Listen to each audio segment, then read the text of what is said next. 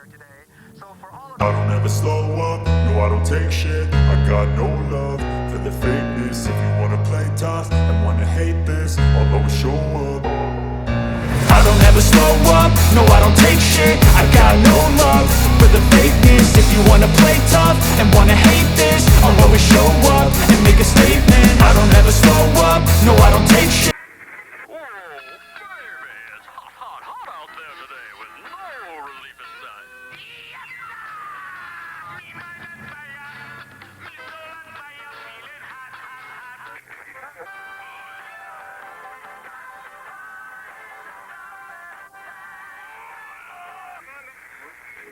We'll return you to the classic sounds of Phoenix in just a moment. But first, friends, this warning, that the sunburn index is high today, so remember that sunblock and drink plenty of fluids.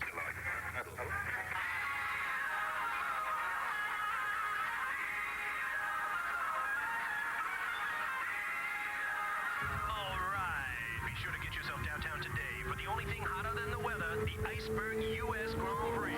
So stand on it and don't be late, because even though it's hot outside, all the cool people will be there, baby. That's the Iceberg Grand Prix race starting at 1:40. Don't be late. Understand? No.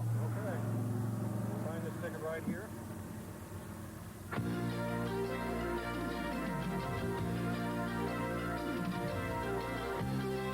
ESPN, celebrating its 10th year as the world leader in motorsports coverage, presents Speed World. Phoenix, Arizona, crown jewel in the Valley of the Sun, where it's clear more than 300 days of the year, and never more so than today for the inaugural running of the Formula One Iceberg United States Grand Prix. It is 100 degrees air temperature here in Phoenix, and the track is 155 degrees Fahrenheit. But of course, out here in Arizona, it's a dry heat. Hello, everyone. I'm Bob Varsha, proud to welcome you to our exclusive ESPN live coverage of what promises to be a very exciting afternoon of auto racing. There will be no international feeds today, just our own ESPN cameras bringing you Formula One motorsports the way we think you'd like to see them. For you and more than 200 million viewers in 81 countries around the world, including Australia, where they're hearing our words as well as seeing our pictures, so a special good day to all of our friends down under. 4 months ago, when it was announced that Phoenix would host the USGP, everybody said, no way, 4 months isn't enough time to get ready. But here we are today, ready for the start of the US Grand Prix, and what the 26 Formula One drivers are facing is a 2.36-mile course that is very challenging. For more on that, let's meet our regular ESPN Formula One analyst once again, David Hobbs. David?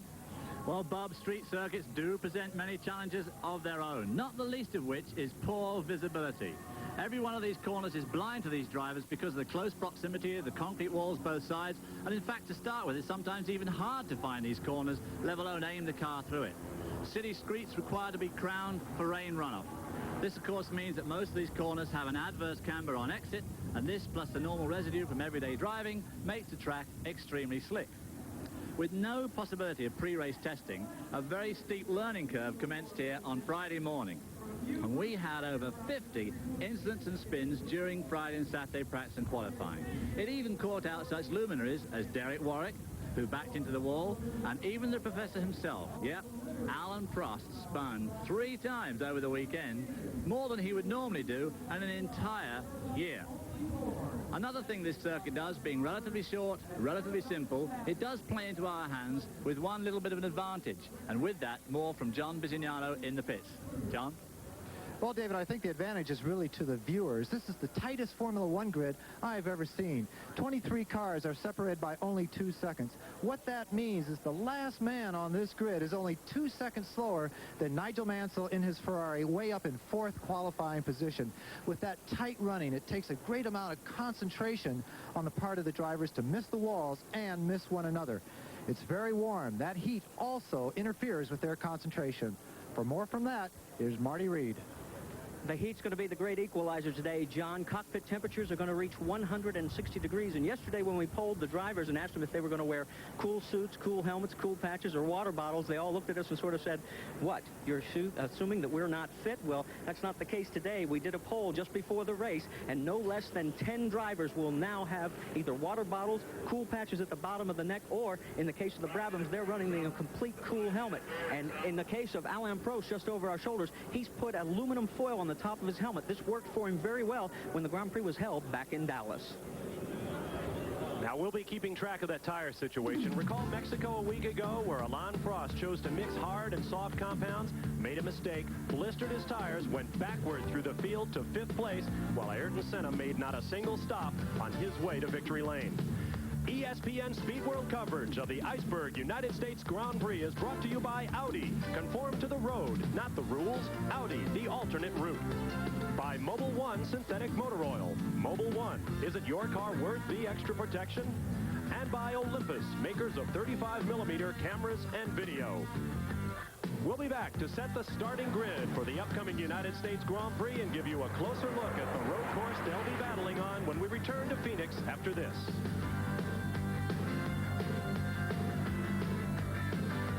Welcome back to Phoenix. You're watching live as we prepare for the start of the Iceberg United States Grand Prix. The drivers are in their cars and ready, and we'll take a look in just a moment at how they will line up for the start. As John mentioned, it is a very, very tight grid. On the pole for the 5th time this year, the 8th in a row and record 34th of his career, from Brazil, the defending world champion Ayrton Senna in the McLaren Honda. He has a fat 1.5-second margin over the man to the outside, his teammate from France, the 2-time former world champion Alain Prost, also in a McLaren. Inside row 2, Alessandro Nannini of Italy in the Benetton would be his best start of the year, but remember, he had a big crash this morning. We're not sure of his condition right now. To his right will be Nigel Mansell of Great Britain, who did not improve in yesterday's second-round qualifying, but is still having a good weekend in the Ferrari. Inside row 3 will be Englishman Martin Brundle, just turned 30 last Tuesday in his Brabham. Next to him will be young Italian Alex Caffi, driving the first of 2 Dalaras in the field. Inside row 4, from Italy, Stefano Modena, after a big 3rd-place finish at Monaco in the second-team Brabham.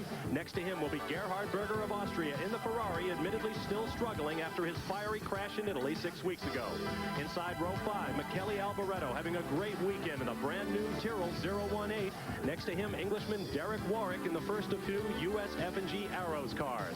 Inside row 6 will be smiling Italian Ivan Capelli in the Leighton House March Judd, carrying our in-car camera today. Next to him, Frenchman Philippe Alliot in a Lola with Chrysler-supported Lamborghini 12-cylinder power. Inside row 7, Italian Andrea De Cesaris in the second Dallara Ford, just turned 30 last Wednesday, another birthday boy. Next to him will be Ricardo Patrese, coming off a big 2nd place at Mexico a week ago in the Williams Renault. Inside row 8, Italy's Pierluigi Martini in the improving Minardi team. Next to him, Terry Boutsen of Belgium, having an admittedly grumpy weekend in the Williams Renault. Inside row 9, Eddie Cheever, Phoenix-born and the big star of the media here over this weekend in the second Arrows car. Next to him, Mauricio Gugelmin of Brazil, our second in-car camera aboard the March Judd. Row 10 will be Stefan Johansson of Sweden, making his 2nd start of the year in the Onyx Ford, next to Luis Sala of Spain in the second-team Minardi car. Row 11 will be Dr. Jonathan Palmer of Great Britain in the second-team Tyrrell machine, next to Nelson Piquet, the 3-time world champion from Brazil, in the 400th GP start for the Lotus team. Inside row 12 will be Piquet's Japanese teammate Satoru Nakajima, next to Gabriele Tarquini. That's right, Tarquini. We've been mispronouncing his name all year. That Italian driving for the AGS team. And the final row, 13, will be Johnny Herbert, the 24-year-old sensation from Great Britain in the Benetton Ford. Next to him, Germany's Christian Donner in a Real with Ford power. Coming up, 81 laps of this smooth, wide, and fast Phoenix street circuit.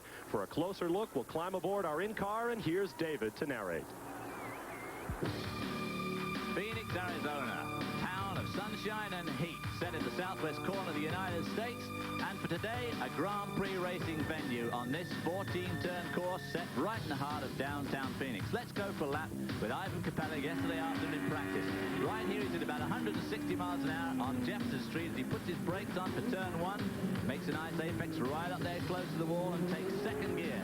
Stays in 2nd gear as he goes on to 1st Street, onto Madison briefly, another left-hander as he goes on to 2nd Street, stays in the same gear all through this complex. The sharpest turn on this course, back onto Jefferson, a bit of a sweeper here, they don't count this as a turn though. Goes up to the gearbox. Hard on the brakes again for turn 5, another left-hander. This course could be a bit tough on right rear tires because as you can tell they're accelerating very hard through these streets. Down past the Civic Plaza now on 5th Street before he turns in turn 6 and goes on to Monroe. Up and down to the gearbox today like a one-armed paper hanger in a gale. These guys are going to have a very, very busy and hot afternoon. Down 3rd Street, under the bridge, a bit of break up there for the in-car camera. Turns right onto Washington, now coming to the second fastest straight on this raceway. He'll get up to about 148, 150 miles an hour down here. Just look at those white lines whistle by. Good job there's no cops wandering around this afternoon. A very difficult corner, this turn 9. You can't see it coming. You have to use that building there with the columns as a marking point. The racetrack broke up there on Thursday in some unofficial practice, but they seem to patch it for today's race. Another little complex here. Very, very lot of gear shift here, about 35 shifts a lap most of these guys will be doing. The Ferrari, of course, will be doing more, as they've got 7 speeds to play with. Turns right, back onto Washington again, very, very briefly. Now we have the most difficult corner here. Apex there, swings wide, stays in the same gear. Another apex as he comes back onto Jefferson, the main front straight, and accelerates right up to the gearbox into 6th gear as Ivan Capelli completes a lap of practice yesterday afternoon for today's Grand Prix. You're looking from high overhead down onto the street course just to the right of all the tall buildings, the 2.36-mile Phoenix street course that a lot of folks said would never get put together in time for this race. The cars, as you see, are out there making a very slow reconnaissance lap at this point. Let's take a look now at our pick 6, and we'll give Marty Reed the opportunity to show how much he knows about Formula One. Remember, 1 point for getting a driver in the top 6, 2 points if you get him in his proper position. David, why don't you lead off? Okay, well, obviously you've got to choose Senna for the win here. Nigel Mansell, I hope, will get over his gearbox reliability problems come second. Alan Prost not having a good weekend, but he's bound to be right up there. Alboreto, Warwick and Brundle all having very good weekends so far, and I expect to see them all in the points. I think you show remarkable insight, my friend. I see it Senna, Mansell, Prost. I'll move Warwick up to 4th position, followed by Brundle and Alboreto. Now let's go down to the pits and hear from John. Is going to win this USA Grand Prix. After that will be Alboreto. Prost, I have him as 3rd. Warwick, he has been running very well. Let's see him come in 4th. Martin Brundle on the Brabham and on the Pirelli tires 5th. And I've got to go with Eddie Cheever, the only American in this race. He's ready to score a point in the 6th place. Martin, welcome to pick 6. Well, just to show you it's not my first time at the beach, until he's beaten, I got to go with Senna also. But surprisingly, I can't support Mansell or Berger. I don't think the Ferraris are going to make it. Prost, Brundle, Alboreto, Warwick, and my sleeper, Riccardo Patrese. Thank you, gentlemen. Right now, David is leading in the standings, followed by John and myself. There you see the scores. 12 for Hobbs, 11 for Visignano, 9 for Varsha. Marty can catch me in 1 day, although I don't plan to see it. Only 7 drivers nominated for our pick 6. So that shows you just how tight the competition here is. Now the cars are lining up. Once they are all in place, the green flag will be waved. They'll be turned over to starters' orders, and we have somebody waving in the middle of the grid. We may have a stalled car. They are pushing back the Dallara of Andrea De Cesaris, who missed his starting spot. There was no problem. He is in his starting spot. There's the green flag. Look for the red light. Within 4 seconds, they will start. And they are away. The field is away. Black strips of rubber up and down Jefferson Street in Phoenix. And it looks like Senna has chopped across the bow of his teammate. No, make that Prost in the lead. He's got a sharp right-hand turn coming up. Senna takes it back. That's Senna. You just can't give him an inch. Alan Prost did everything he could to hold him out. Moved across into turn 1, but it was to no avail. Senna stole the lead and watched for him to drive off. There's the 2 battles, brother. And it looks like a clean start, which is more than I anticipated. I thought we were going to have some mechanical carnage out here. Tightest turn on the racetrack. They've just navigated now a fast left-hand sweeper on Jefferson Street. Left hand in front of the Civic Plaza, and they'll drive all the way around the block. Up 5th Street to Monroe, where they'll make a left turn. Ayrton Senna is your leader. In 2nd place is Prost. Nannini in 3rd, despite his injuries. Looks like Mansell in the Ferrari is 4th, followed by teammate Berger in 5th. And then come the 2 Brabhams. I can't make out, looks like Brundle first, followed by teammate Modena. Yeah, Berger must have made an absolute flyer there, because he qualified down the grid just a little bit, but he managed to make another of his absolutely superb starts and threaded in there right behind his teammate, Nigel Mansell.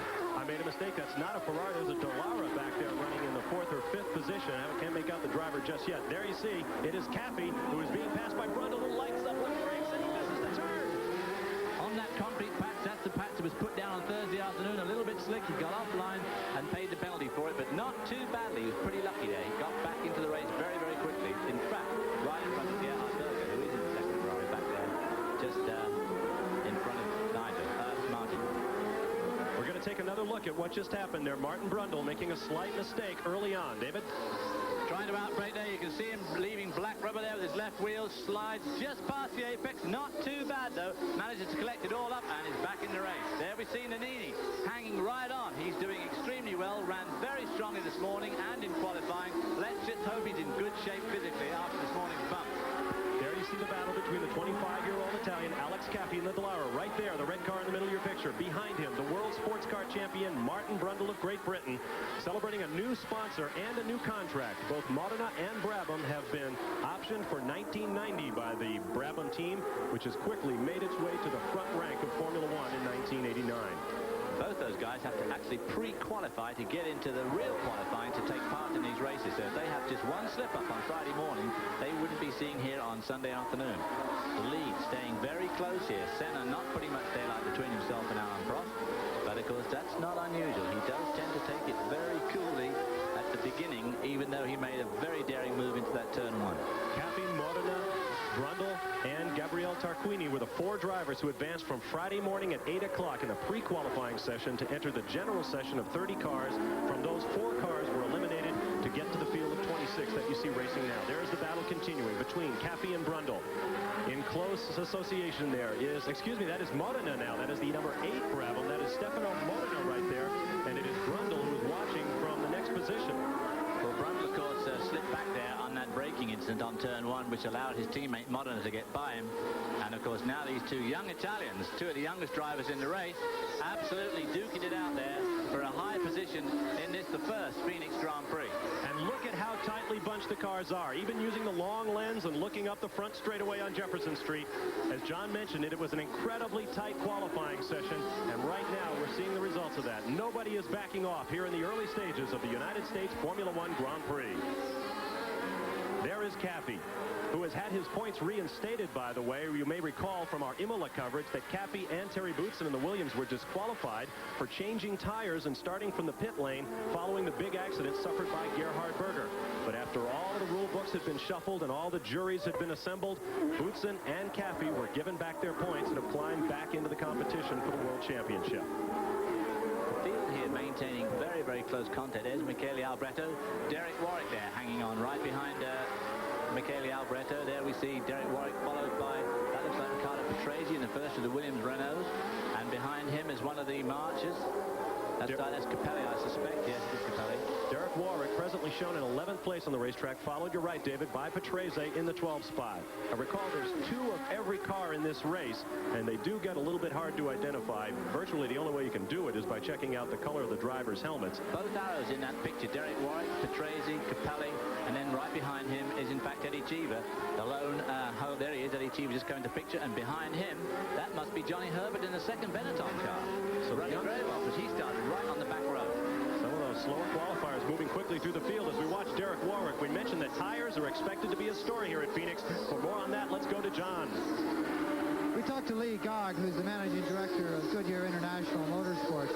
And for the first time I can remember, the teams are not following his total advice. Senna has gone out on a B and a C compound. The B on the right side of the car, the C's on the left. Now, the B's are harder. They can go longer, but they don't have the grip. Prost is on the hard B's all the way around. Benetton's on B's. Williams are on B's. Tyrrell's are on B's. Everyone else on the Goodyears are using the C's. Now, what Lee Gogg wanted everyone to do was go a little bit slower, let the traffic slow down the tires, and therefore make the C's last. But right now, there's some boys out there on hard B's, and they're going to be slipping and sliding, and hopefully the C's will maintain that grip and let the V8s mostly go and run with the V10s and the V12s. A very interesting tire situation down here. Well, it's hard to fault Ayrton Senna's tire selection. He went with a combination of B's and C's in Mexico a week ago, and it worked for him all the way to victory lane. We've got a spin. That's Tarquini in the AGS. Has got himself pointed into the barrier. Looks like, oh, it is a Lola. It's not a totally black car. It's one of the Lolas. That must be Felipe Alio in the 12-cylinder Lamborghini. I don't recall that he started without the engine cover on the back, but it looks like he certainly doesn't have it right now. Well, that could have been an anti-heating device, of course, for this track today. They may have had an overheating problem we don't know about. And here we're going to see a replay right now. Keep watching the left of your screen. There he goes, right at the center of your screen, coming around. Looks like he just lost it under braking, David. Yeah, that's the favorite thing on these street circuits, because A, you have to brake extremely hard, and B, the surface, as I already said in the track description, is very, very slick. And if you just turn in and try to turn on brakes, that's the sort of thing that happens to you. And evidently he has lost the power and is stuck there for right now. We're going to take this opportunity to take a quick break. We'll be right back. Senna, Prost, Nannini, Mansell, and Caffi, your leaders. Back on the streets of Phoenix, Arizona, you're watching live, and our leader, Ayrton Senna, who has opened up a big gap over his McLaren teammate Alain Prost. Boy, we've seen this before this year. There's Senna at the front of your picture. You see the interval back to Prost, and behind them, the third-place car of Nigel Mansell, the Ferrari. Behind him, Alex Caffey, having a terrific race in the Dallara. The cars will proceed out of your picture, and we'll pick up the racing going on farther back. There is Caffey, still being hounded by young Stefano Modena, who lives in the town of Modena, Italy, which, of course, is associated among race fans everywhere with the name Ferrari. Modena, in fact, once harbored a dream of driving for Ferrari, but right now he's with the resurgent Bravo team, doing very well, thank you. He's already got a third this year at Monaco, so he is not out of place on a street circuit. Behind him is Martin Brundle, his teammate, in the second Bravo. The Bravos do seem to do well on these street circuits. Part of their success, I feel, sure is down to their tyres. The Pirelli seem to operate well on these short, sharp straights with their tight, slow corners. They don't seem to operate quite so well yet on the fast open street circuit, so they won't be looking forward to their return to Europe when they go to places like Hockenheim and, of course, Silverstone and Paul Ricard. But I guess here they're going to do very well, and in fact, Stefano Modena is giving Alex Caffey a pretty good run for his money, and they're not very far behind Nigel Mansell in the drive. One of the unique things about the battle you're watching is that the same man designed both of these cars. Sergio Reenland worked for the Dallara team until he was rehired by the Bravo crew. He designed both the Dallara and the Bravo. So you're watching two of his creations going at it here on the streets of Phoenix. Well, he seems to have got his sons right, doesn't he? And then right coming to the back of the picture there behind Martin Brundle in the second Bravo was Gerhard Berger, who's just out of the picture at the moment. But those two, Caffey and Stefano Modena, having a real battle royal here. I'm sure there's millions of Italians at home now watching these great pictures from ESPN saying, Forza Caffey, Forza Caffey, Forza Stefano. A lot of excitement in Italy at the moment as these two are having a great race for a fourth spot. And there we see Modena having a go down the inside. Tricky place to do it, but no, he pulled it off. Good pass there. At the end of the long front straightaway on Jefferson Street, Stefano Modena takes the position from Alex Caffey. So put Modena up into fourth and drop Caffey down to fifth. And there's Martin Brundle about to take up the challenge to try and wind in his teammate, Alex Caffey, rather. Right behind him is Gerhard Berger. Obviously a question mark over Gerhard Berger's hand. There has to be in this circuit. That looks like Nannini. That is Alessandro Nannini. Remember, he started fourth, but he is dropping steadily back now. He had a huge crash in this morning's half-hour warm-up session. He slid the car around, went backwards into the wall, complained of back pain. We'll have to watch him. Now here you see a battle between the Dallara of Andrea De Cesaris and Derek Warwick in the USF&G Arrows. And right behind them is Riccardo Patrese doing his 181st Grand Prix start. What a record. And there we see Michele Alboreto just going out of the picture. De Cesaris, Derek Warwick, right behind him, Patrese. These guys are having a very, very close race here in midfield. They're on the long backstretch here, 5 city blocks long, Washington Street. Now here comes Derek. No, he can't get to him. You see that strip of concrete? The pavement was seeping oil at that point. Of course, these are city streets. They get a lot of street cars and trucks on them. The oil was coming up, so they took all precautions necessary, dug it up, and put down some quick-dry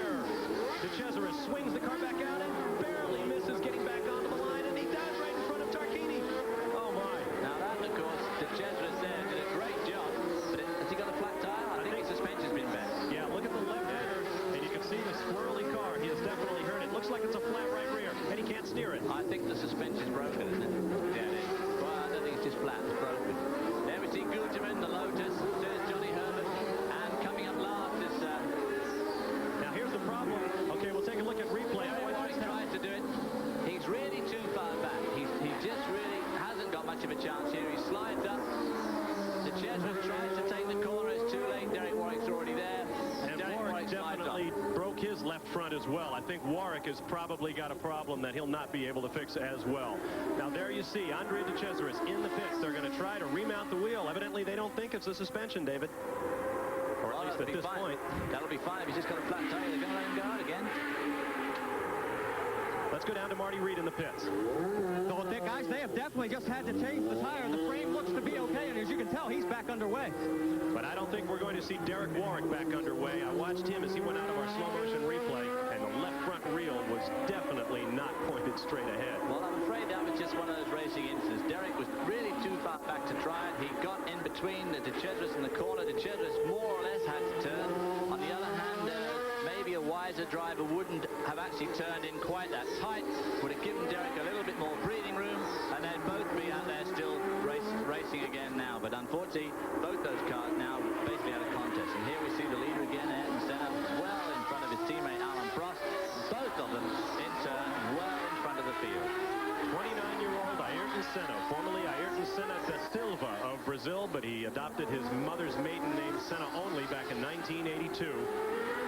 With his start, he has his 34th pole position in hand. Now there you see Brabham in the white number 7 car being charged after by Gerhard Berger. Good battle right there. You're looking at the battle for 6th on the racetrack. Gerhard Berger's probably almost certainly got more power than the Brabham, the Judd engine Brabham. But whether he can use it to its fullest extent around this tight circuit.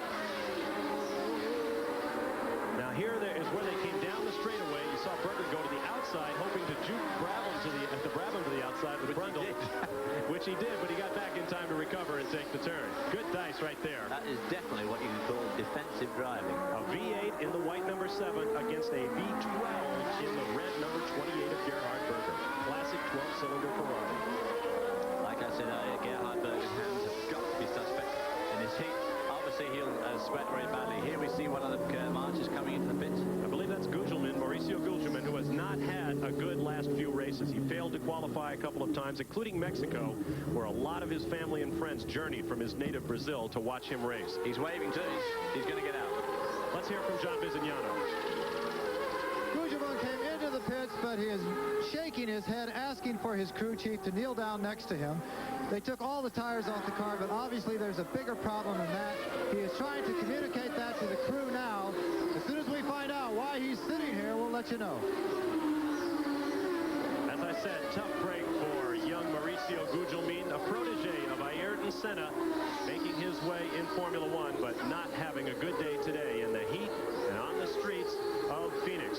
Plenty of live racing coming your way in this inaugural running of the United States Grand Prix at Phoenix, and we'll be back after this. 27 laps complete at the Iceberg United States Formula One Grand Prix, and there is your leader, Ayrton Senna, who was slowing down to about 137 per lap, which is 7 seconds off his qualifying time. He just ran his last lap at 135, so we're going to have to keep an eye as you see him get a little bit tail happy there, pulling onto the back straight, and see if there in fact is something not wrong with Ayrton Senna's car. We think he may have a misfire. Our course workers out around the race course say they think that V10 Honda may be a little bit off song. We'll have to keep track of that. Well, we'll have to wait till he comes past the booth. He certainly doesn't seem to be going too badly at the moment. As he winds his way through the streets, he must like street races. Of course, he won the last 3 races through the streets of Detroit in different types of car with different types of engines. So he does seem to like it. Yep, it's misfiring badly. Badly at this point. The thing was absolutely spitting as it came by. So we might prepare for a pit stop for Ayrton Senna, who you just saw there flip a hand out. I think he was taking a tear off of his visor to clear his vision. So that is one thing that these McLaren, Marlboro McLaren Hondas, of course, have been so notable for, is their incredible reliability. The Honda engine in particular over the last 3 years, the last 2 years of turbo formula, and this first year of non-turbo, have been so unbelievably reliable. There goes Gabriele Tarquini in the AGS, and there is Alain Prost, who you can see is beginning to make up some time on his teammate. The car in the middle, the red and white with Marlboro colors, is Alain Prost. Now at Monaco, despite the fact that he won, Ayrton Senna lost the first 2 gears in his car, and he said one of his biggest troubles in the last 20 laps or so was to drive so that his teammate in second place would not know that he was in trouble. That is the competition between those two drivers. So Prost will no doubt be looking this time. If there is any problem whatsoever on his teammate's car, he is going to be looking for it. Well, we know there is a problem as turns down to the downtown there, misfiring all his way around. It'll be interesting to see if he comes into the pits or if he's going to try and brazen it out. There you see Alain Prost, having done away with Gabriel Tarquini in the AGS Ford, is now beginning to creep up inexorably. The gap is down to 5.6 seconds between leader Senna and this man, the pursuer, Alain Prost. The Honda engineers, the ones that put the engines together for these cars, cornered me this weekend and said they'd like to correct something that was said in an earlier broadcast to the effect that Honda's engineers back in Tokyo are watching the engine output, the computer output on these engines, and controlling what happens in the race from Tokyo. They said, no, that doesn't happen at all. All the information is monitored right here at the racetrack, and then it gets sent to Tokyo. I mentioned the competition between these guys, and it certainly is that. We asked Prost if he is able to race equally with teammate Senna. I have a lot of problems. I mean, it's quite difficult to race like this because, first of all, I have an engine problem. I don't know why, but the engine looks to work much less good in my car, and the fuel consumption is much better, a lot better in my car. That could explain the difference in horsepower sometimes. Like Mexico, when I'm behind him in the straight, it's absolutely impossible to stay behind him. And when he's behind, he overtakes me like in hell. So I was a bit worried, and it's quite difficult to race like this because you always think in your mind that you can't compete equally. You see the Ferrari of Nigel Mansell now rolling onto pit road. He's got a problem. There you see the what's the Real team who is pushing him down to his teammates with the A-Zip on the back of their shirts. Let's get down to Marty Reed and see if we can find out what's happening. Well, he's just getting ready to pass my position. Of course, there is no fire in the motor. In fact, the team had to go down and get him. He's rolling towards John Bizignano. John? Four mechanics had to run down, and actually Nigel Mansell says don't even bother putting it in the air. This car is absolutely finished. The man has been running up front in every Grand Prix all year long. He's been totally frustrated with the automatic gearbox, and we know exactly what's wrong this time. We'll get back to you. In fact, that semi-automatic, electrically actuated 7-speed Ferrari gearbox has been a problem for them this year. Designed by Englishman John Barnard, who heads up the team, and he is a controversial leader in that effort. He is actually the technical director, and he does his work in Britain, and that to the dismay of Ferrari purists who think that the car should be conceived as well as built in Italy. Well, of course, we don't know there's a gearbox yet. We're just assuming it is. It could be the engine, but I'll tell you what is amazing. Ayrton Senna went past here on the lap that we were seeing Nigel Mansell being pushed into the pits, and his engine is not misfiring. So that leads you to conclude, I wonder if this terrific heat here in Phoenix is causing some sort of an airlock problem in the fuel. Is the fuel vaporizing in the system somewhere and causing an intermittent misfire? Well, it's not unlikely on the Honda cars. Rumor has it that the engineers preheat the fuel before it goes into the cylinders for better atomizing. Could be a problem in the heat of Phoenix. We'll be right back.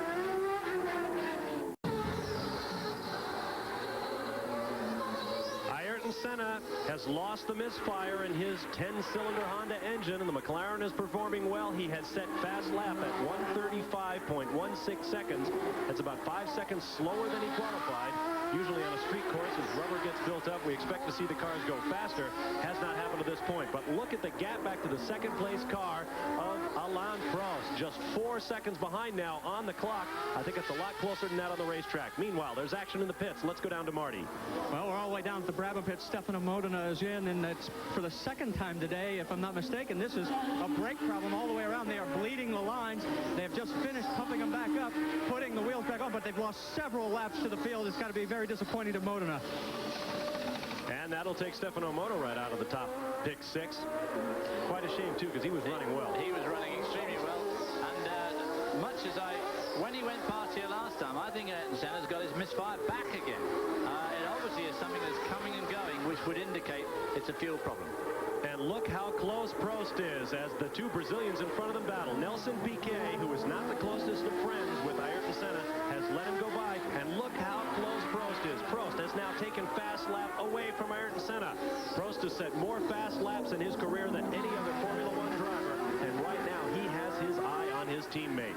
He has finished second a couple of times, in fact 3 times this year. He finished 5th back in Mexico, and Alain Prost really needs a victory. He needs a victory in the worst possible way. Coming up on Modena, just coming out of the pits there after that long stop. He'll probably let these guys go through. We've got quite a battle going on there with Nelson Piquet between Ayrton Senna and Alain Prost. Alain Prost going around the inside there. Look how much Alain Prost gives birth to Nelson Piquet there. He just does not want to get anywhere close to him, just in case perhaps Brazilian national pride might overcome the personal animosity between Piquet and Senna. And we may have a lead change. We will most certainly have a battle between the teammates, Senna and Prost, and this could be very entertaining. Coming up to put another lap on poor old Stefano Modena. What a shame. He got off to such a great start, was going very, very strongly, and his teammate Martin Brundle still is running in a very strong position out there. 33 laps in, 9 cars remain on the lead lap, led by these two, the McLaren teammates, Senna and Prost. Now, there is word from the pits that they may bring Senna in order to change tires, certainly, but perhaps see if they can find a cure to his engine problem. John Bizignano is standing by in the McLaren pits. There you see Senna saying, pass me on the right side. I've got a problem. And he tells Alain Prost where to go by. He does. It's anticlimactic, but Alain Prost gives a little wave back saying, thanks, partner. That's the way teammates are supposed to operate. But nary a car length separates Senna now from new leader Alain Prost. For the first time since the green light here in the Iceberg U.S. Grand Prix, Alain Prost has taken control of the race. Let's see if Senna pits this time around. Well, this is the pit entry. And he does. There he goes. Ayrton Senna heads down to pit road. Now here is one of our ESPN additions to our motorsports coverage this year. This is the crew cam. It is being worn by the front jack man. There you see him stick it under the front. We're getting a little bit of interference there because of all of the different frequencies down on pit road. Let's go to John Bizignano. They've been planning this pit stop for about the last 5 laps. As you can see, they're taking the nose cone off the car. Actually, it's the full body work. This will also get them back to the engine. There are 500 little Japanese mechanics running all over this engine. They have the plug set up. They have the black box all set up, ready to go. The body work is being held high in the air. Right now, we have no less than 16 or 17 people working on this particular McLaren. Ayrton Senna very frustrated, sitting there saying everything was going so right, and it turned so wrong. We'll get back with an exact report as soon as we have the information. Well, our crew member carrying the camera, Gary Wimpy Wheeler, is no wimp at all. He stuck his head into the engine compartment there, and that's why we lost our picture. Look at the crowd around that car. The guys in the red shirts are the Honda mechanics. The guys in the Marlboro shirts are the McLaren guys. And I talked to team leader Ron Dennis, who says the guys from McLaren really have very little knowledge about what goes on in the engine. Honda keeps tight control. Their people deal with the engines. So if it weren't for those Honda guys there, I don't think anybody from McLaren would know where to look. That right front tire, they were just spinning there. It looked to me as if it's a bit blistered. It's either blistered or it's picked up. In fact, seeing the Honda McLaren here, one of the big disappointments in my life is that Ron Dennis asked me to drive one of these cars next week at a demonstration run at the Honda factory in Marysville, Ohio. And I was unable to do it because I should be in Le Mans, France at the same time. Big disappointment. There you see Nigel Mansell, who is back on the racetrack. Whatever problem he had, they have got it solved on the Ferrari, so we've got drama all around the racetrack here. Senna has just gone a lap down, and that will be virtually impossible to make up. Although, count on Senna to try if there is any way that he can. Well, he's got an hour left, so he could possibly unlap himself of at least 2/3 or 3/4 of the car still running out there and put himself back on the lead lap and maybe get at least 1 point. Number 27, worn in the Ferrari camp by the late Gilles Villeneuve, still revered among Ferrari fans, the Tifosi around the world, now being held by flashing Englishman Nigel Mansell. Now there you see the engine cover coming back down on Ayrton Senna's McLaren. Will he come back out? It doesn't look as though they've changed those tires, and David, I agree with you. There's either some rubbish been picked up or he's got a blistered right front. It could be that those last 2 or 3 slow laps picked it up. Let's go back down to John Bizignano. They have changed the plugs. They have changed the back box. It was definitely an electrical problem. They're also having a little problem putting on the engine cover. And the question on the front tires, they were not chunked. They were not blistered. They had picked up one heck of a lot of rubber. And so Ayrton Senna back on the racetrack, and you can tell by the way he left that he's going to try to make up some time in a big hurry. We'll be watching our fast lap monitors, and we'll We'll tell you what happens when we come back. We're going to break away quickly, but you won't miss anything. You're watching live the Iceberg Formula One Grand Prix from Phoenix.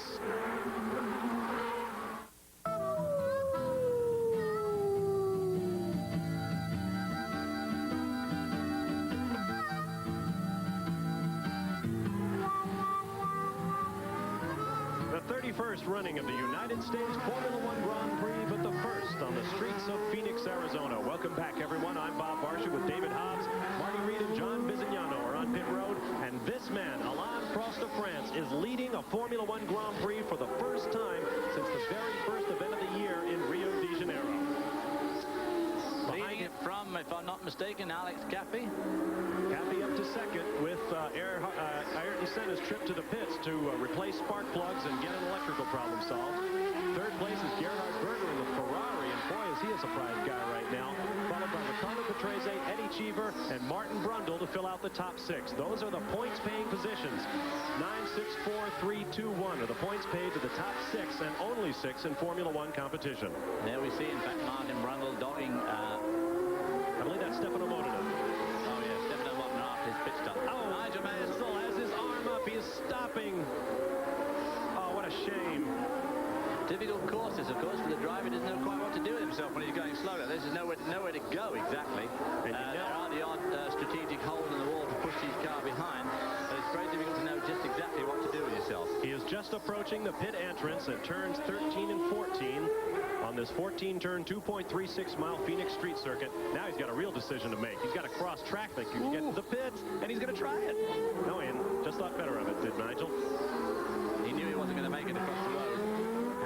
Well, recall it in Mexico last week, he allowed himself to get all the way around to the backside of that very long racetrack before he finally parked the Ferrari. He took a long walk to the pits. I guess he decided he wanted to get as close to the mobile home as he could this week before he got out. Now, there is a crane there on the outside, and they'll probably lift his car over the barrier. In fact, where it is, it's relatively out of harm's way.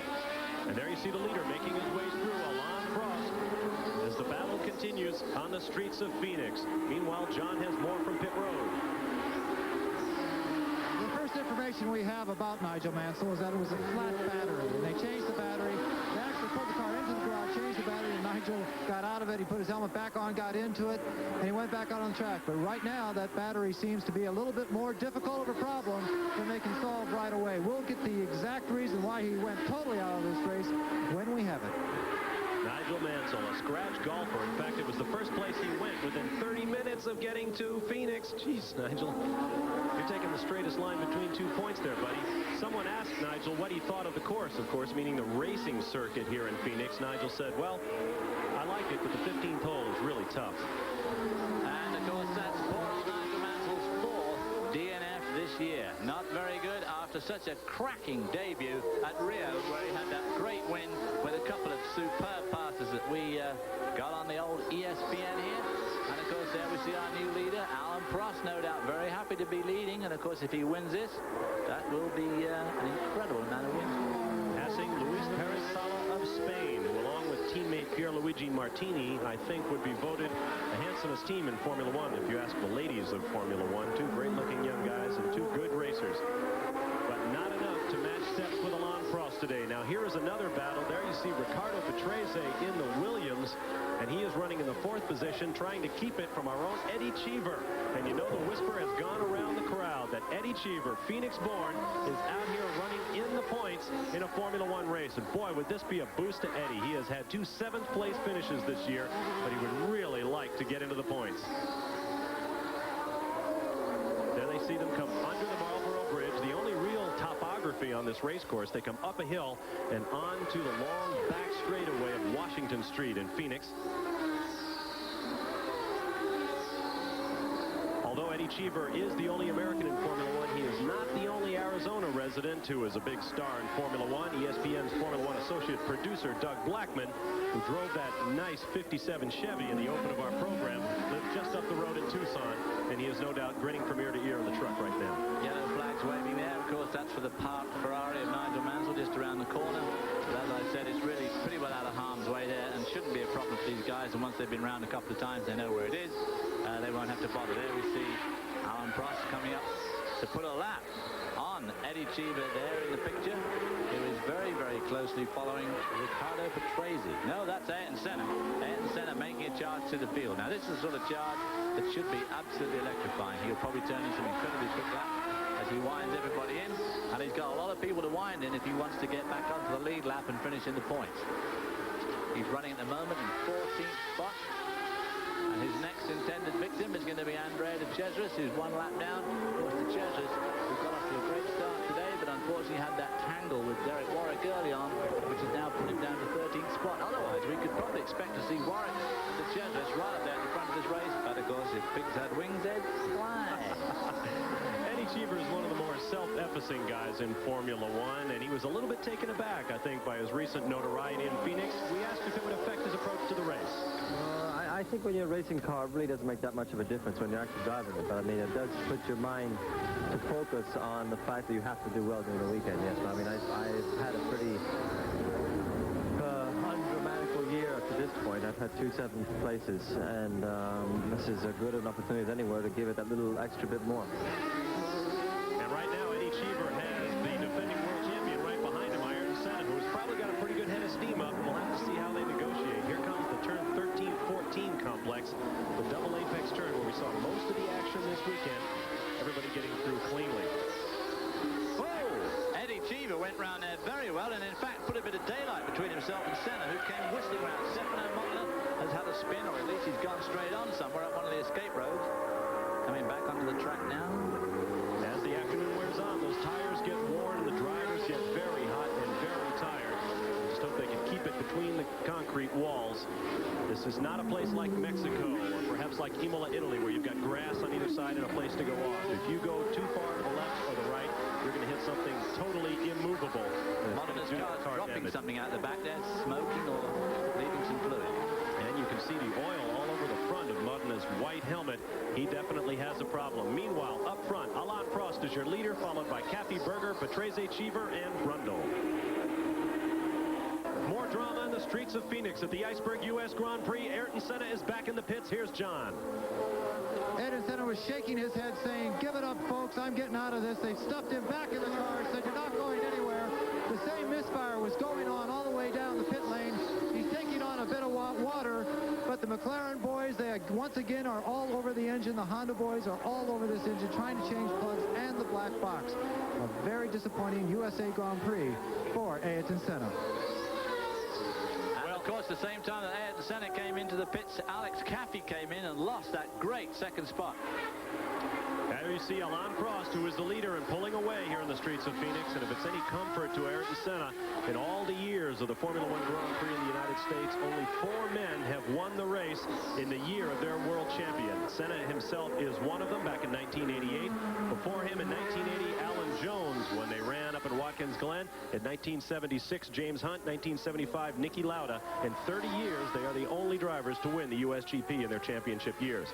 Don't forget, from here we move on to the World Championship Round 6 at Canada. The Molson Canadian Formula One Grand Prix coming up Sunday, June 18th. And our ESPN coverage will begin at 5 o'clock Eastern Time. If you want to go to the race in person, you can call the ticket hotline, area code 514-392-0000, or call Ticketron at area code 514-288-2525.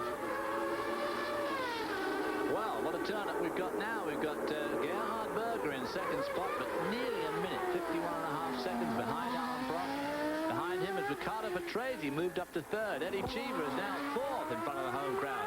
Alex Caffey is fifth, but I suspect, in fact, he's further back than that. Martin Brundle is sixth and got a point.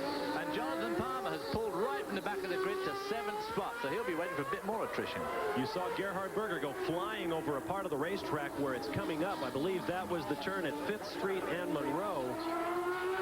Turn 6 area. There you see the patch right on the driver's line. David, does that look like a problem? Well, it's a very small patch, so I don't think it's too much of a problem yet. I'm surprised, in fact, this track under this intense heat hasn't broken up more on the line. Of course, we saw that concrete patch where we had a spin earlier on from where Derek Warwick, in fact, got out of control. That broke up on Thursday in the very, very first practice they had here. But otherwise, the track has stood up well. I don't think that little patch is going to be a problem. But with the advent of our great camera work, we can keep a very close eye on it and see just what a problem it becomes. And I understand the kart race up at Milwaukee, Wisconsin is now over. We welcome those of you tuning in from watching the Miller 500 up there. Rick Mears, the winner, followed by Mike Andretti and the Porsche of Teo Fabi. Good victory there for all the guys on the Quaker State Porsche team. Not a victory, really, but I suppose third place might seem like a victory at this point. They've had a rough couple of years getting that Porsche IndyCar program going, and it looks like they're on the right track. Meanwhile, this is your leader, Alain Prost, who took over when his teammate Ayrton Senna, who had led from the start, suffered an engine misfire and parked it in the pits. Senna is now back out on the racetrack, but he is way back in 16th position, and we make your top 5. Prost, followed by Gerhard Berger in the Ferrari, Riccardo Patrese in the Williams, followed by Eddie Cheever of the United States in his USF&G Arrows, Alex Caffey, who ran second for a while before coming into the pits for a tire change, Martin Brundle in the 6th and final points-paying position. There's a look now at the interval between Prost and Berger, and this has to be an exciting moment. Prost sort of the... What am I talking about? Wait a minute. Prost is way down at the bottom of the racetrack. You see the battle is for second place. Berger, Patrese, and Cheever all very close together. Extremely close there on the top part of the map there.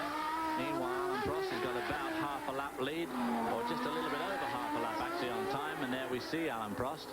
His teammate Ayrton Senna, as you said, is back on the track, but he's a long way down, 2 or 3 laps down. Those other three, though, as they race down Washington Street there, are very, very close together. Cheever right behind Patrese. You may want to get to that battle in the very near future as you watch Alain Prost continue to circulate. In fact, we'll take you to the battle for second place right now. Berger in the Ferrari. And you've got to wonder about Gerhard Berger's conditioning. He has come back from that incredible Imola crash just 6 weeks ago, working out very hard. His hands are still very raw, even though he only shifts with the first 2 fingers of each hand. But perhaps adrenaline alone is enough to carry Gerhard Berger to second place here today. Behind him is Riccardo Patrese. I believe that's the lap AGS directly behind him of Gabriele Tarquini. Behind that car is Patrese. The battle for second place here on the streets of Phoenix. Gerhard Berger, whose Formula One career nearly ended just before he got his first ride. He was involved in a terrible road crash, flipping his car. Luckily for him, the car immediately following him was a pair of German doctors who cleared his airway and got him stabilized, got into a hospital. And so Gerhard Berger is doubly lucky in his race driving career. It almost never started, and it nearly finished 6 weeks ago at Imola. There you see Gabriele Tarquini replacing the injured Philippe Streff of France. Streff had a pre-race accident in Rio and was not able to continue the season. There you see Riccardo Patrese of Italy. He is the third place car. Directly behind him, Eddie Cheever in the USF&G Arrows, who may have a shot at third place in the very near future. And, of course, looking out the window, which commentators are not supposed to do, I think we're missing Martin Brundle. There we see Patrese going around Tarquini. Eddie Cheever about to try and do the same. Yes, Tarquini's going to let him go through. Well done, that man. Now there you see Martin Brundle, indeed, sitting in the pits. Looks like he's going to get a tire change, and they're poking around the front left corner of the car. I wonder if they've got a brake problem as well. It could be that this extreme heat has brought on some brake fluid problems, because it's fairly tough on brakes. They reach 155, just about 155 miles an hour a couple of times here, with very, very slow corners ensuing, which obviously requires pretty heavy braking. There you see Gerhard Berger right now, still shown in second place. And there is daylight between himself and Patrese. He is indeed pulling away. There is Riccardo Patrese running in third position. Behind him, Eddie Cheever has also dropped back just a bit. Riccardo Patrese, of course, we saw earlier on this year in Rio, had a great race. Very, very nearly won it. They tried to be just a bit clever on their tyre choice. While they knew they were going to have to change tyres, they tried to stay out just a little bit too long, and he lost a lot of time and ultimately had an electrical failure. But one ran extremely well during the Rio race and is running very well today, up in third spot. And, of course, the second last week in Mexico. So this would be a great help for the Renault Williams team. Boutsen, meanwhile, strapping right down the back of the field in 15th spot, not having a very happy weekend at all. Well, we have yet to see one simple tire pit stop. The only reason the drivers have been coming into the pits thus far are for mechanical problems. Nevertheless, Alain Prost leads, Berger is second, Patrese is third.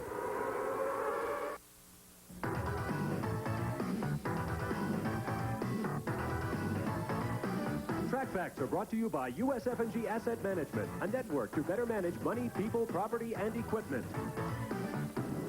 They're cleaning up the air in Formula One. And a latest example is the small vertical wing located just behind the front suspension of the Aero's A11. Its purpose is to channel the air around the chassis and actually deliver a cleaner air flow some 8 feet behind to the rear wing. This allows the engineers to actually use a smaller mass in building the rear wing that reduces drag and increases straight line speed. So in Formula One, as they clean up the air, they should lower lap time. And in fact, they have done that. The McLaren team went to Paul Ricard, the site of the upcoming French Grand Prix, you'll see here on ESPN, where they did a race length test, and Alain Prost ran over a minute faster than he did last year, running the entire race with turbocharged power. So obviously aerodynamics, the name of the game this year, because they're only getting about 600 horsepower from the normally aspirated engines, as opposed to the 800 and 900 horsepower they had with turbo cars. Meanwhile, look at the battle you got right here between Alex Caffey running in 5th and Dr. Jonathan Palmer in the unsponsored and pristine blue Tyrrell running just behind. Jonathan Palmer only qualified fairly well down the field yesterday afternoon, has not had a very good weekend until today. And he ran 10th this morning in warm-up, which was fairly encouraging for him. And I did think he'd rush through the field a bit quicker than he has done this afternoon, but he's getting on with the job now and is giving Alex Caffey a very, very hard time. Alex Caffey, one of the young Italian up-and-coming drivers on Pirellis, and of course Jonathan Palmer on Goodyears in the Tyrrell there. Jonathan Palmer had a very interesting comment to make about driving with Michele Alboreto on his team. He said, all my career, I've had drivers that I was a lot better than. Now I'm with a guy who's at least as good as I am, and it's making me a better driver. That's an odd statement, I would think, from the big egos we find in Formula One. Meanwhile, Ayrton Senna is back into the pits once again. We won't show it to you, but he is back, and his problems continue, and that could mean big news for Alain Prost. 9 points for a victory here, and no points for Senna would put Alain Prost back on point in the World Championship standings. Of course, with the way the World Championships added up, those 0 points or low points, of course, get taken away at the end of the year, especially if these two have a clean-up like they did last year. They're going to have to start giving the points away after the halfway stage of the year. It's interesting to watch these two cars as they go around this street circuit. The Dallara does not seem to like the bumps quite as well as the Tyrrell. The Tyrrell suspension seems to work very, very well. White flag is out there. White flag usually means a slow-moving car. So expect a slow-moving car to... Oh, there it is, been pushed behind. That's one of the Minardis. That's Luis Perez Sala, the young Spaniard who has parked his new Minardi at the side of the track. Tough break for him. So that is the long wheelbase Minardi out of the race. Not a good afternoon, as you say. The long wheelbase car, the teammates, the members of the team say we've got the only station wagon in Formula One. Alex Caffey here put a bit of daylight between himself and Jonathan Palmer now. Look at that muck all over Jonathan Palmer's helmet. You can see how much the oil, dust, rubber dust, exhaust guns coming out of these cars get sprayed onto the driver behind. That's why they have those little tear-offs. You see them put their hand up sometimes to the side of their head and make a movement as putting off these little tear-off slips. And at this point, one has to wonder whether or not that is the reason Jonathan Palmer is slowing down some. Maybe he's run out of tear-offs and he just plain can't see what's going on in front of him. And of course, it could be that if Alex Caffey is the one that's dropping all of that, Jonathan Palmer may be reasoning that in another 20-odd laps, he won't make it anyway. Ken Tyrrell, 65 years of age, celebrated his 65th birthday on the way to the Grand Prix of Monaco, driving one of his own trucks. There you see car number 28. That is Gerhard Berger having a great day, still in second position, although he is 52 seconds down to the leader. Behind him, Ricardo Patrese and Eddie CHEEVER still going at it. That is the battle for third place, really. Well, third place behind Berger, who is in second.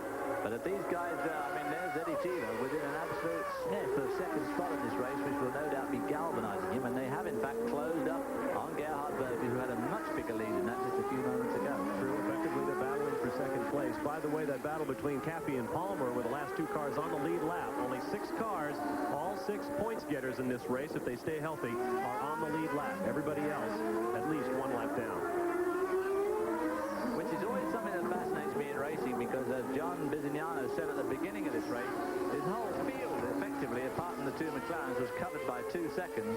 And yet here it is that some people are down 2 and 3 laps adrift already. It's incredible where the time goes to once the race starts. 2 Grand Prix victories in 181 GP starts for Ricardo Patrese. And he got to that 180 race mark much quicker than anyone else before him. 176 was the previous record, and that was held by Graham Hill, who took to 8:46, and by Jacques Lafitte, who was 42 at his 100. Stefan Johansson going around the inside there of Christian Danner in the Real. Stefan Johansson, that sort of mauve-colored car, which is the Onyx Sport, a very newcomer to Formula One racing this year. The Real, designed and built in Germany, and of course driven by Christian Danner, the only German driver in this race. A bit on the tall side. In fact, he had to stay out of Formula One for a couple of years there, because no one had built him a car big enough so he could get his head below the legal height. Stefan Johansson, in 8 years of Formula One, at least the last 8 years, he has driven for 8 different teams. He has been a Ferrari driver. He has been a McLaren driver as a partner to Alain Prost. And right now, Christian Danner is giving him all that he can handle. That is a brand new team this year. Only in their second race is Stefan Johansson with the Onyx team, as we get back to our leader, Alain Prost. And the man behind that team, millionaire Jean-Pierre Van Rossum, major shareholder in Moneytron, which makes computerized machinery for keeping track of the stock exchanges over in Europe, is reportedly offering $8 million to attract a top-line driver to the Onyx team in 1990. I bet there's a couple of fans out there who would say he already has one in Stefan Johansson. Well, that's true, but Stefan, over the years, has proven just not quite able to come to grips with the likes of this man here, Alain Prost, who he was his teammate in the Marlboro McLaren 2 years ago, and of course before that. On B's, and they put him back out on C's. Senna is out of the car now after 3 stops with massive electrical problems. And there you see the car of Gerhard Berger making its way around. The last time by, Alain Prost was given the pit sign saying Senna out. And that is certainly a great relief, I'm sure, to Alain Prost. Now, Berger has dropped back a couple of positions. There was a battle, as you recall, but Patrese and Cheever have both gone by, and one has to wonder about Gerhard Berger's condition, both he and the race car. Maybe he's got the same voltage leak in his Ferrari that Nigel Mansell had in his. I can't imagine that his hands would have gone off that quickly. He was doing so well from a driving point of view, but now he is obviously slowed up a lot and has some sort of a car problem. We'll have to watch if Gerhard Berger will try to just hang it out, try to get the points, or if he'll pull onto pit road. There's the entrance. He goes right on by. Not going into pit road, and Patrese and Cheever are still locked in combat as Berger goes by our position here. Now back in 4th spot. The sun beginning to get low here at Phoenix. There's a glare on the streets and off the race cars, as you can see. Gerhard Berger makes his way around. Now, he's not swinging side to side on the racetrack and using up all of the track as he was earlier. He's keeping pretty much to a straight line between the corners, as you see. Now he gets onto the sweeping left-hander of Jefferson Street. And he'll make a left turn around the Civic Plaza and drive all the way around the block, making his way up the street. And there's a good look high overhead at the Goodyear Blimp Columbia, being captained today by Charles Russell out of Downey, California. That's the view he has. We're in the hands of a 15-year veteran. Alain Prost remains your leader. There's an interesting leaderboard in Formula One this year. We'll be right back. There you see the crippled machine that has ended the day for young Alex Cavi, the 25-year-old Italian who ran so well up to second at one point, but then he parked next to the wall. We'll take another look at what happened. There he is to the left. Oh, that's his teammate, De Cesaris, who pinched him off into the wall. Well, that's the second pinch of the afternoon for De Cesaris. I suppose we can call him the pinch hitter of Formula One racing. He's one of those drivers who's always had a lot of criticism aimed at him, and there we see his teammate's car being lifted over. And that was one of those things that was, really speaking, pretty unnecessary to push that hard. And Andrea couldn't go too wide, mind you, because those tires on the outside of the corner, but still and all. There is your leader, Alain Prost, making his way around. He knows that his teammate Ayrton Senna is out. He knows that he now has the opportunity to take the lead in the World Formula One Driving Championship. I was about to say that an Andrea De Cesaris fan cornered me down in Mexico last weekend and said, why do you people insist on calling him De Crasherus? Well, I just can't for the life of me imagine why. I said, I'm just a good reporter lately. Everybody else calls him that, so I figured I should too. Nevertheless, there was a good example. His second incident of the day. The first one, arguably as much Derek Warwick's fault as it was Andrea De Cesaris's, as you check out the gap here on our computerized map. At that time, Andrea De Cesaris simply clocked his teammate Alex Caffey, and that will make for a very quiet taxi ride to the airport. Absolutely. A very good debrief in the old motorhome with a bit of Campari and soda being thrown around. De Cheever is one of those drivers who's been in Formula One for a long time now, and a lot of people, of course, question sometimes as to just why he's in Formula One at all, let alone for a long time. 55 laps make that now complete. Alain Prost, who had lapped previously at 1 minute 40 seconds, very, very slow, has now trimmed that back down to 1:37.4. The shadows grow long here. Prost with a 46-second lead over Riccardo Patrese, and he is followed by Eddie Cheever having a glorious day in his original hometown, Phoenix, Arizona. There you see the leaderboard, Prost, Patrese, and Cheever, followed by Gerhard Berger in the Ferrari. 2 weeks from now, our ESPN cameras will be in Canada for the next stop on the FIA World Championship Tour, the Molson Canadian Formula One Grand Prix, Sunday, June 18th. The ESPN coverage beginning at 5 p.m. Eastern Time.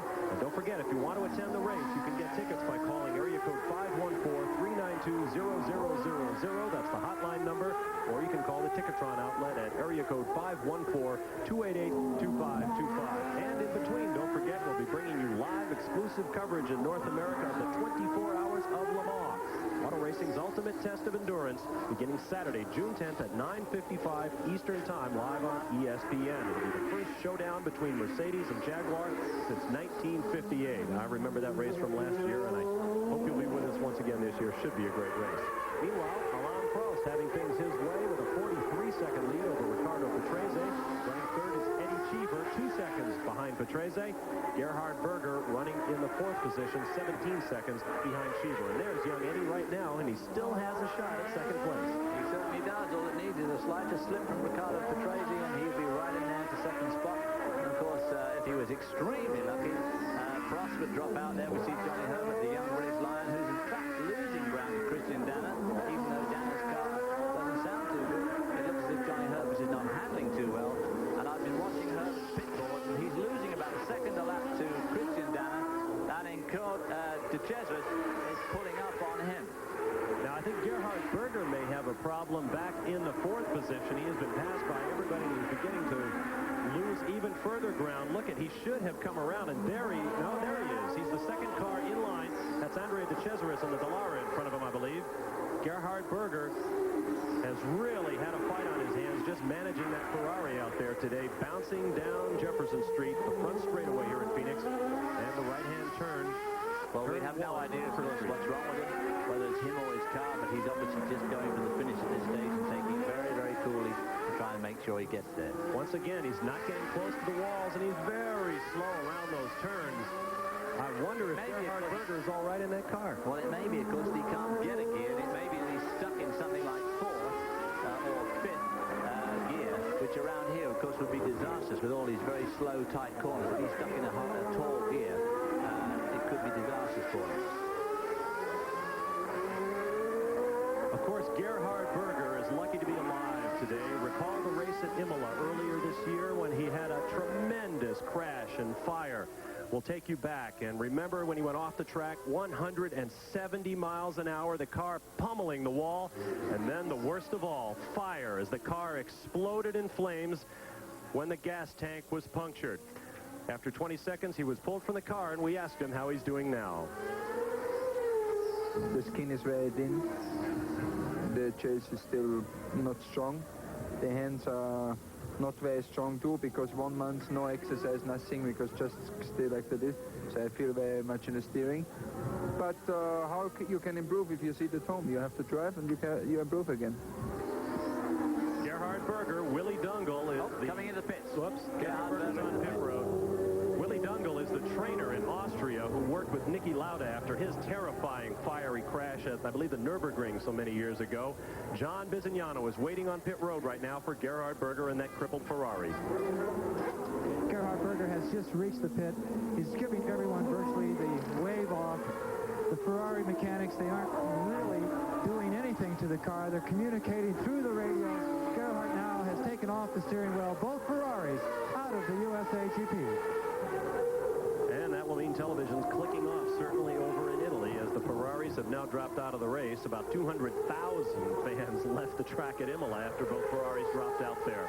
Well, a disappointing day for Italy generally, because Mansell was going so strongly early on, as was Cafe and De Cesaris and Stefano Modena, all out of this race this afternoon. For you to be a race of high attrition, this type of circuit always does lead to complications, because there's so much emphasis and so much strain put on particularly transmissions, drive shafts and this sort of thing. And of course the automatic, semi-automatic on the Ferrari being a bit suspect anyway, it would appear to be too much. And with the Ferrari out, there are 9 cars still circulating the 2.36-mile Phoenix Street Course. Your leader, Alain Prost, followed by Patrese, Cheever, Palmer, Danner, and Herbert, and we'll be back in a moment. For the 10th straight year, ESPN is presenting live coverage of the NCAA College World Series. Up to 14 games leading to the championship.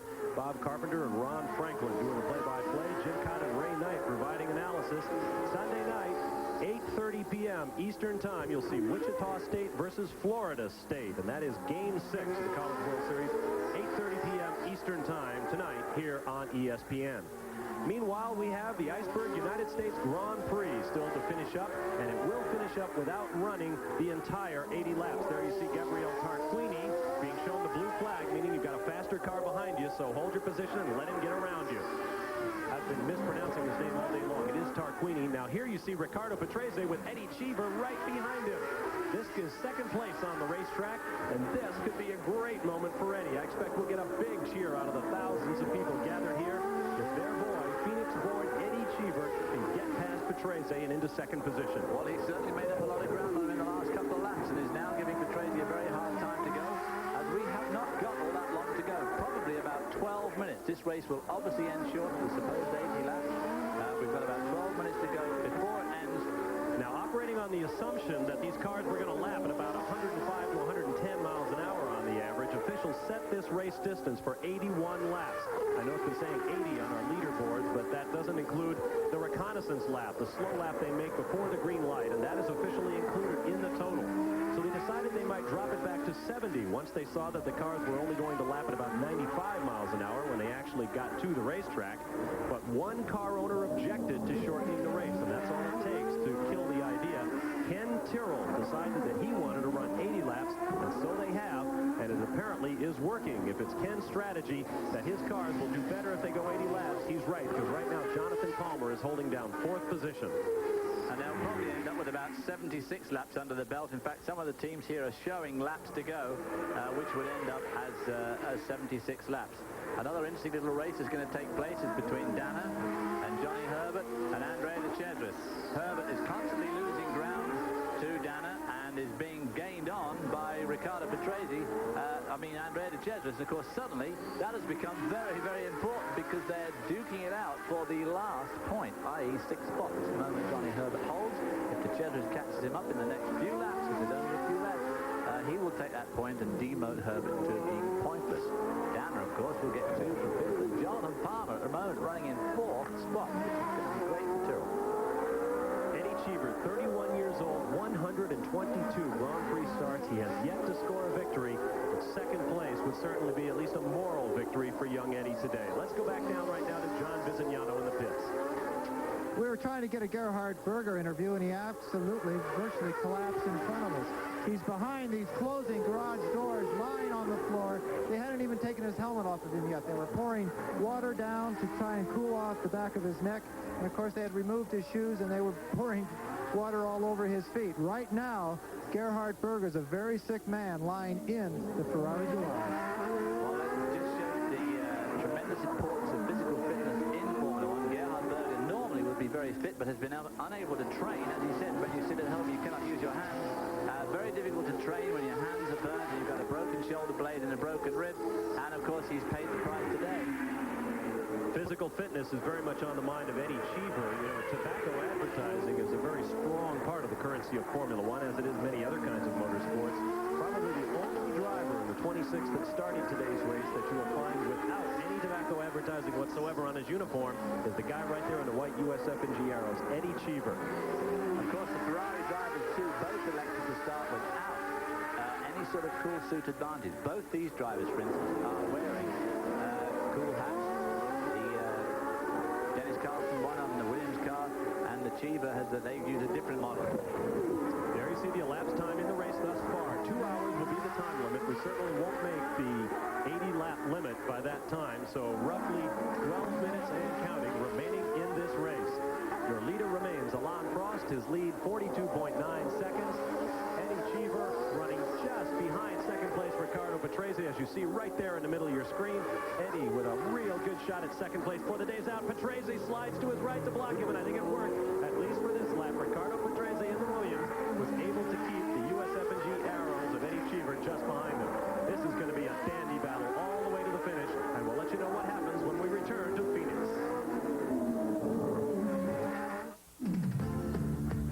In the waiting moments here in Phoenix, we hope you've been enjoying our exclusive ESPN live coverage of the Formula One Iceberg United States Grand Prix from Phoenix, Arizona.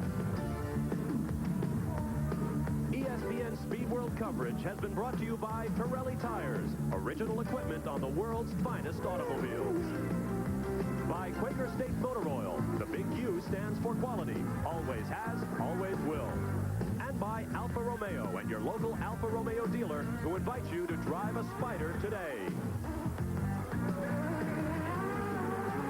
From high overhead, the Goodyear Blimp Columbia has been giving us great pictures all day long here at the Phoenix USGP. There you see the continuing battle between Riccardo Patrese in second place and Eddie Cheever in third place. You saw the tires lock up. Patrese has been all over the racetrack trying to keep Cheever behind him. This one's not over yet, folks. Well, it certainly isn't, because Patrese and Cheever used to be teammates at Alfa Romeo many years ago, and apparently they did not get on very well in those days, and I'm sure that some of those old feelings of antagonism are rising, especially in the vial of old Edward Cheever there, as he tries to get around his old teammate, Riccardo Patrese. Riccardo Patrese, never one of the easiest men to pass at the best of times, and this is certainly not the best of times. Well, let's see now if Eddie can close up a little bit on him as they make a long run down the backstretch on Washington Avenue here in Phoenix. You see Patrese drifts left. I suspect, actually, that the Renault V10 has got just that little bit more oomph than the V8 Ford of Eddie Cheever. And, of course, they've got to do these little twisty bits. That doesn't mean for much, but as soon as they come to Jefferson or Washington, Patrese can probably pull out just that little bit, which makes it that much tougher for Eddie to actually get inside him and get around him. About 8 minutes remain here in the 2-hour time limit at the U.S. Formula One Grand Prix. Here they come out of the front straight. Eddie got a great run at him there. Let's see if he's going to be able to close it up.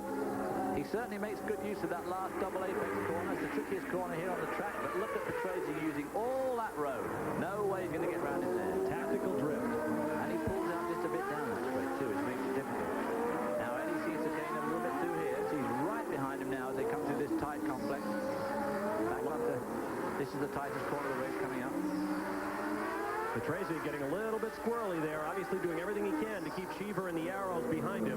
Alain Prost remains the leader. We have 69 laps complete with less than 8 minutes remaining in the U.S. Formula One GP. Coming up to lap Christian Danner, who's running in fifth spot at the moment.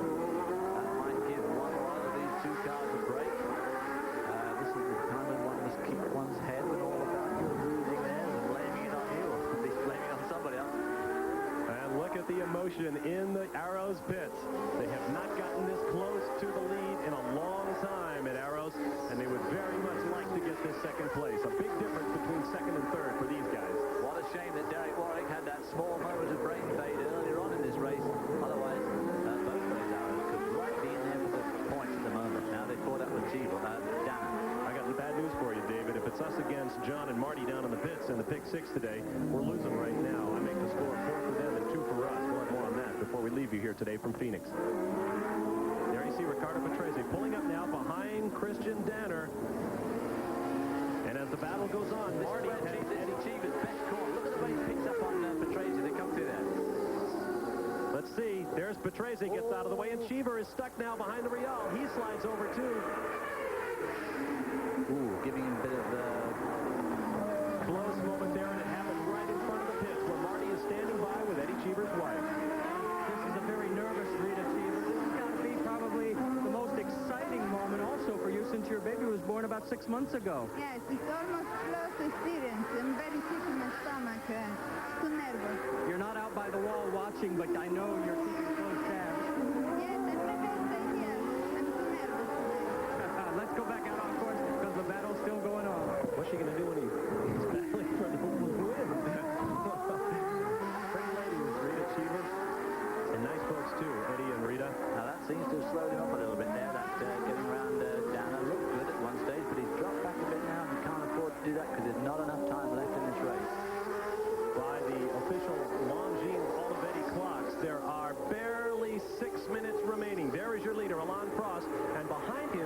Tarquini in the AGS, who has been there for about 13 laps now since he was passed. Now, if I was Simon Prost, I would be extremely nervous to have a backmarker who I just lapped for the second time. I would be very nervous about having him hovering around quite that close to me. Okay, I'm Alan Prost, and I've definitely slowed up to pace myself because there's no way anybody's going to pass me in this race.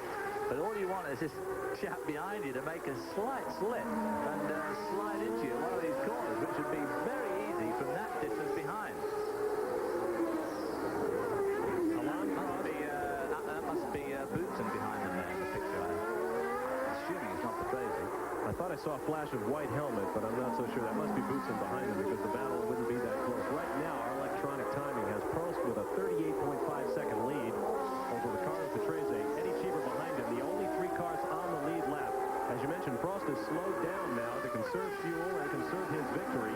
Fast lap of the day set by Ayrton Senna back on lap 38 at 133.969. And that will not be fixed from here on out. But of course, this will make victory number 36 of Alain Prost, which seems no time at all ago since he was battling to try and surpass Jackie Stewart's record 27 wins. And here he is, jolly nearly 10 more. That is just a few months. That is Ricardo Patrese. It's not Boutsen. What happened to Eddie Cheever? He has dropped back. He is behind the Real of Christian Downer now, and Eddie Cheever may have a problem.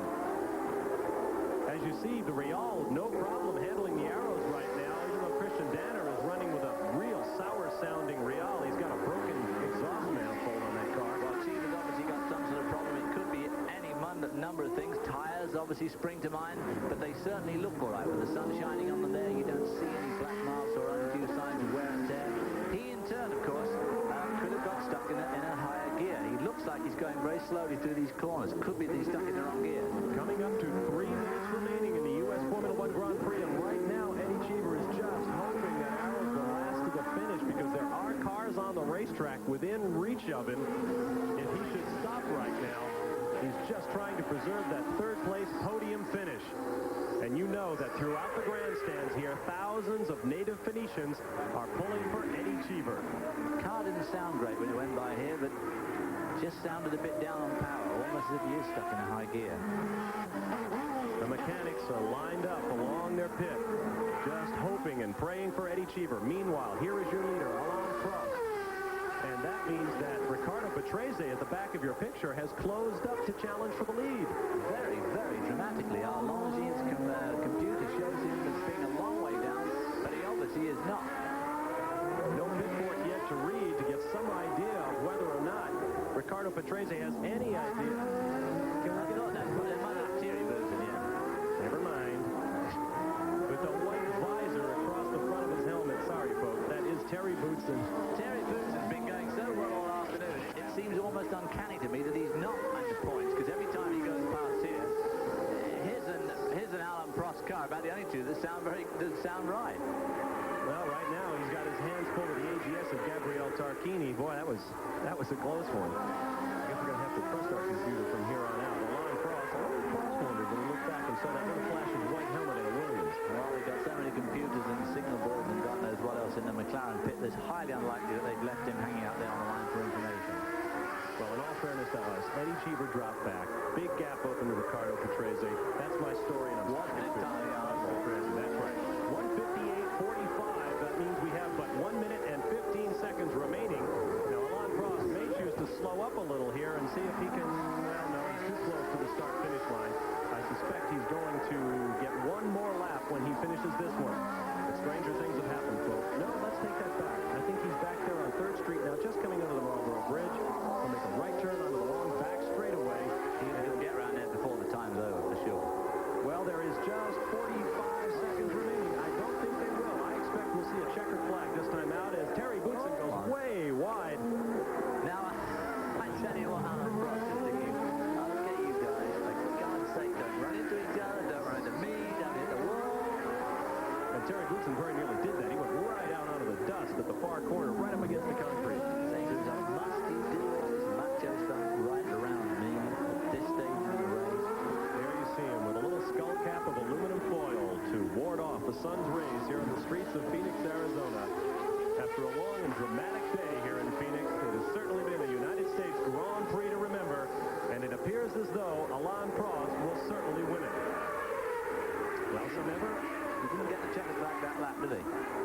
just reached the 2-hour mark, and so for his alacrity, Alain Prost is sentenced to do one more lap here at Phoenix.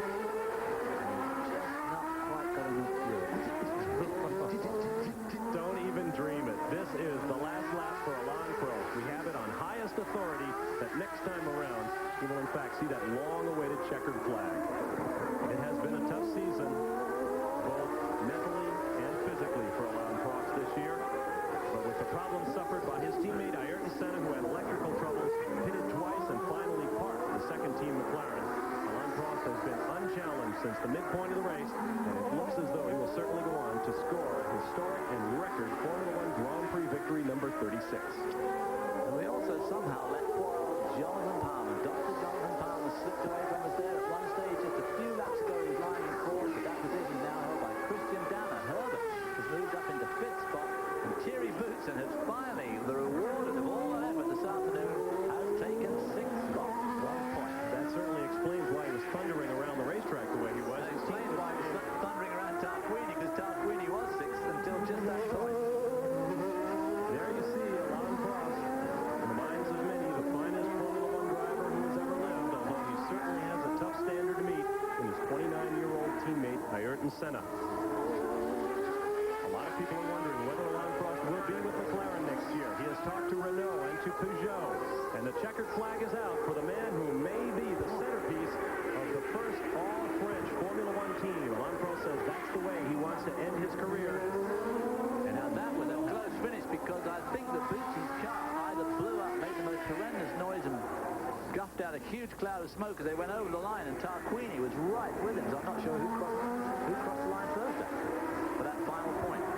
But they still have to complete the lap, do they not? Depends. They were out in front of the guy who took the checkered flag, so my guess is they have to race around and decide that position. Nevertheless, Alain Prost is your winner. Second place, Ricardo Patrese. Third position goes to Eddie Cheever, Christian Danner fourth, Johnny Herbert fifth, Thierry Boutsen sixth. We think. Well, that's victory number 36 for Alain Prost, which is an absolutely outstanding record, and far, far and away more victories than anybody else has ever scored. There you can see the smoking Renault engine of Thierry Boutsen, the Belgian, in front of him as they go down Washington Street. The afternoon sun shining right on their faces now. Boy, I bet these guys are really be glad this race is over. The heat must be tremendous. There have been lots of records today. A record pole for Ayrton Senna, the 34th of his career. A record 36th victory for Alain Prost. There you see him circling around Gabriel Tarquini, and there is Eddie Cheever. And the crowd stands as he goes by, getting the gloves off after a long day's work. You see the taped hands of Eddie Cheever, who finishes in third place, and he will be one happy native Phoenician when this one is over. Faded right near the end there. We don't know why yet. And there's Eddie's wife being led to the victor podium. There we see the oil all over the front of Eddie's car. A lot of these cars this afternoon, obviously dropping a lot of oil all over his helmet there. A victory, well, a third place in the case of Eddie Cheever, certainly hard-earned, with the temperature at 100 degrees. And as Marty mentioned at the top of the show, cockpit temperatures expected to reach 160 degrees Fahrenheit. The drivers have really earned their money today, as you see Eddie Cheever making his way under the iceberg bridge. And here comes Ricardo Patrese, second place finisher in today's running of the Iceberg Formula One United States Grand Prix. We'll be back with final standings and get a close look at the top three finishers when we return.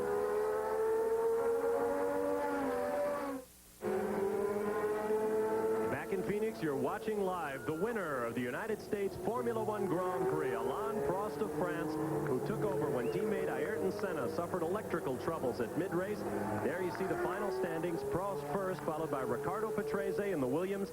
Eddie Cheever returns to his hometown of Phoenix and scores a podium finish in third place, followed by Christian Danner of Germany with a great race in the young Real. Johnny Herbert, 24 years of age, gets another point.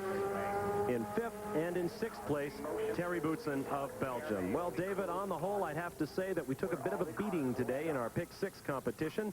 You score Prost worth 1 point, since you only had him in third instead of his winner's position of first. I came up with 1 point, also courtesy of Mr. Prost. Meanwhile, John had both Prost and Eddie Cheever in the top 6, so he scores 2 points. And Marty Reed, in his debut in our Pick 6 competition, makes a fool out of me. He picks up 2 points as well for Prost and Riccardo Patrese. There you see a part of the enormous crowd that turned out for the Formula 1 race. I say. And we have a lot of thank yous to folks who have helped make our ESPN host coverage of this Grand Prix turn out as fine as it did. The fans not going home, they're going to take a look at their winners, who will, I believe, get a ride on a car around.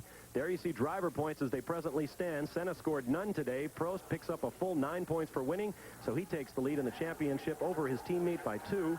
Patrese now with 12 points on the season. Nigel Mansell, despite not finishing in the top 6, still has 9 points.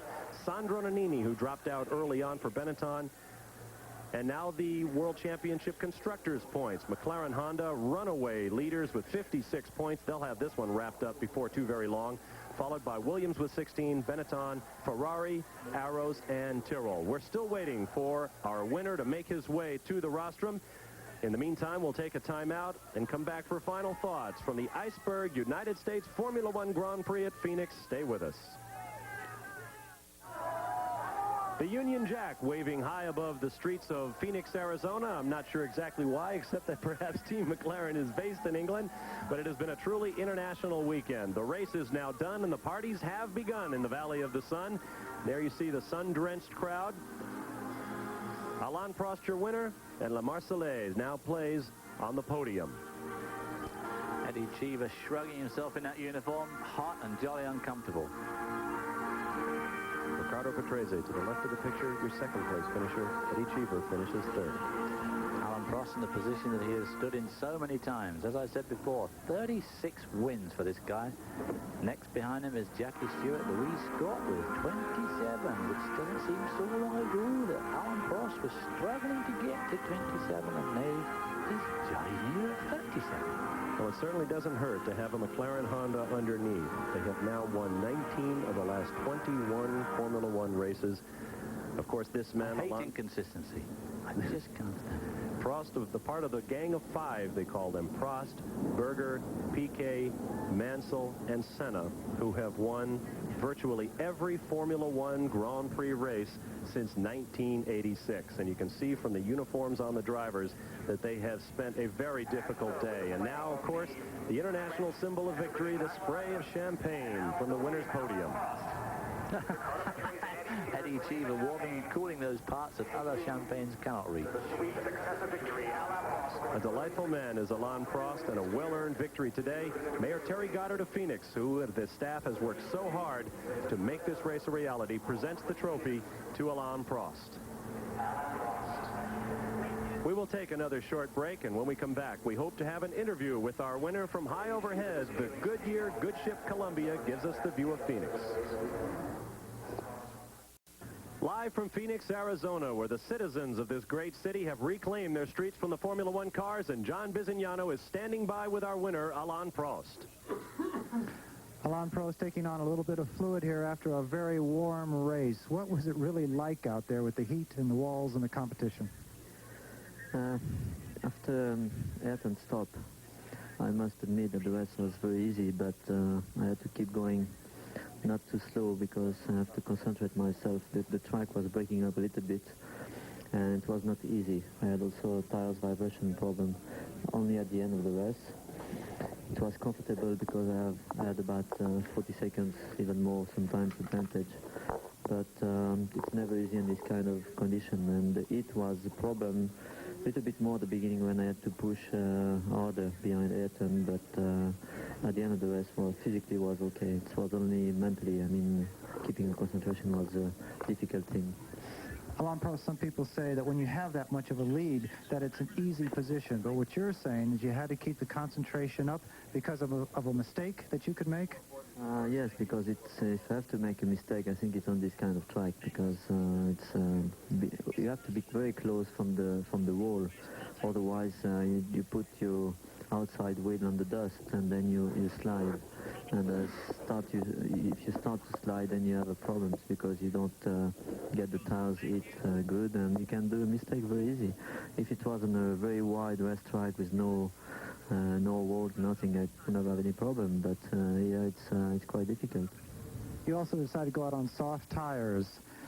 In Mexico, you were a little bit in trouble on tires, we may say, but here they worked beautifully for you. No, I chose the hard tires today. I was with 4Bs, which is the hardest compound we had, and I think it was a little bit difficult the first part of the race, but I think I did a good choice again with my car. I don't know about other cars, but with my car I think it was a good choice. And when I was behind Ayrton in the beginning, I had to go back a little bit because I had problems with the water and oil temperature. It was quite high, but then I think it was a good choice. Our congratulations to Ricardo Patrese and the American driver Eddie CHEEVER in third place. And in fact, hard to believe though it is, that is the first victory in a North American Formula One Grand Prix for Alain Prost. There are many people who have helped make our ESPN host coverage a success today. We'd like to thank the City of Phoenix and Mayor Terry Goddard and his staff, the Maricopa County Sheriff's Department for their assistance in filming our Open. We'd like to thank Harley Cluxton for the use of his vintage Williams Formula One car, and Bob Flack for that pristine 57 Chevy that made it so much fun to get this show underway. Don't forget, coming up tonight, College World Series Baseball will be coming your way at 8:30 p.m. Eastern Time, 5:30 p.m. Pacific Time.